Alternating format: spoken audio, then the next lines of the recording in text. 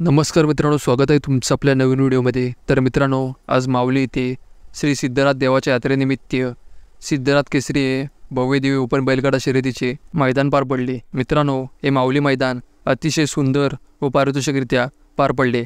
मित्रांनो, या माऊली मैदानामध्ये आपल्या सर्वांच्या लाडक्या सप्त हिंदकेसरी बकासूरने व वजीरने गट व सेमी खूप सुंदररित्या पास करून गाडी फायनलसाठी पात्र केली होती।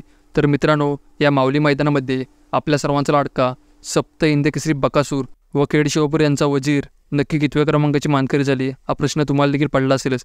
तर मित्रांनो, आजच्या माऊली मैदानामध्ये आपल्या सर्वांच्या लाडक्या बकासूरने व वजीरने प्रथम क्रमांकाचा मान पटकावला आहे। तर मित्रांनो, आज ज्याप्रमाणे बकासूरला गटाला व सेमीला खूप जबरदस्त स्पीड पाहायला मिळाला होता, ते पाहता नक्कीच बकासूर प्रथम क्रमांक करणार यात काही शंकाच नव्हती आणि तेच आज बकासूरने करून दाखवले आहे।